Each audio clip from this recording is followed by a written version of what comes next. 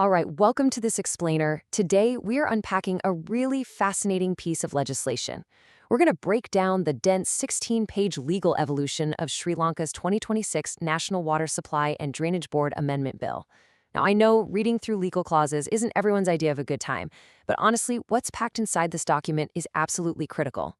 We're going to translate all these legal technicalities into practical, everyday impacts so you can see exactly how water management in the country is about to shift in a massive way.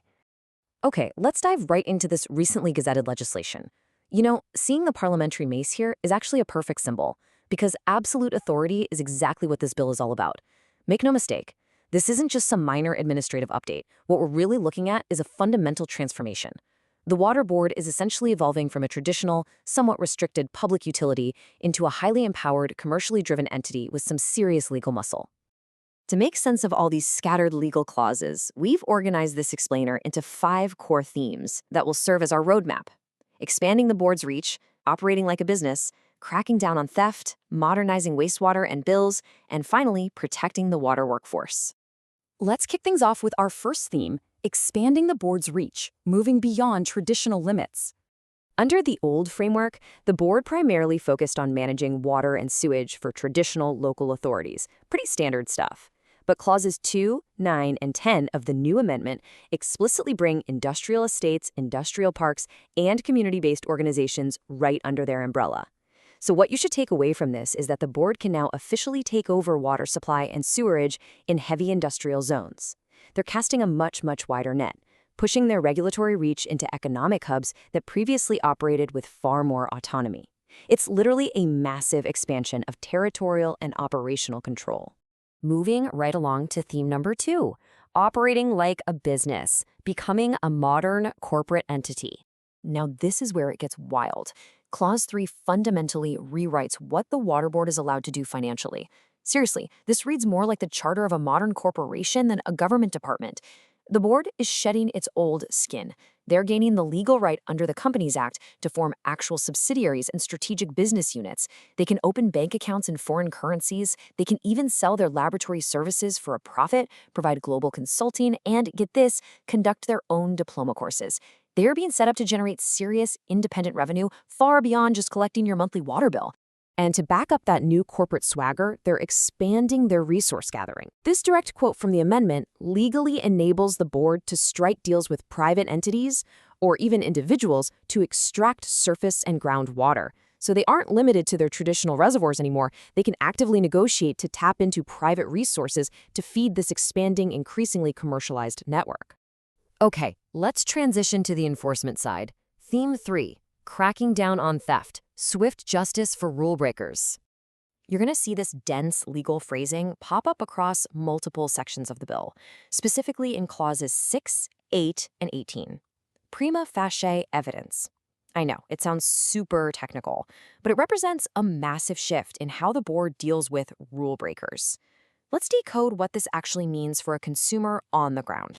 In plain English, prima facie evidence means that if you're accused of stealing water or damaging infrastructure, the board's calculation of what you owe is automatically accepted by the court right out of the gate. The judge looks at the general manager's certificate and just presumes it's a fact. This puts the burden of proof entirely on you, the accused, to prove that you didn't cause that exact amount of damage. And the process itself? It's being put on fast forward. Imagine someone taps into a main line to avoid paying. Well, under this new streamlined narrative, the board doesn't have to drag them through years of long, drawn-out civil suits. Instead, the general manager just issues their certificate, files it straight into a magistrate's court, and the magistrate immediately demands the accused show cause. If they can't, the amount is recovered as a fine. And here's the real kicker.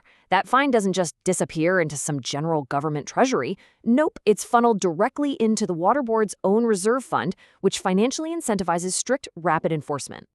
Why does this matter? Well, the board is actively anticipating resistance from rule breakers. They're closing physical loopholes, like in Clause 13, where reversing the flow of a water meter is now explicitly spelled out as an offense. They are empowering officials to make immediate disconnections for illegal pipes. And perhaps most tellingly, Clause 7 grants board officials the explicit legal right to bring police backup right onto your premises if they expect any obstruction. They are absolutely not messing around when it comes to enforcement. All right, on to theme 4, modernizing wastewater and bills, entering the 21st century. For a long time, the standard system has been relatively flat or based on simple tiered usage. But Clause 14 introduces a load-based sewerage charge. So, the crucial point here, especially if you're running an industrial business, is that you will now be charged based on the actual load and volume of wastewater you pump back into the public system, entirely irrespective of where you got that water. Let's say you draw from your own private well. If you discharge into the public sewer, you pay based on that specific waste load. This closes a massive loophole and fundamentally changes operational overhead for heavy industries who used to easily bypass public utility costs. And they aren't stopping at the meter. This strict oversight extends to the environment as well. Clause 17 empowers the board to set rigorous standards for what actually goes into their sewers. They are taking control of decentralized wastewater treatment systems. And if a factory or business pumps substandard, non-compliant, or toxic wastewater into the public infrastructure, the board now has the explicit regulatory power to recover costs and damages directly from them.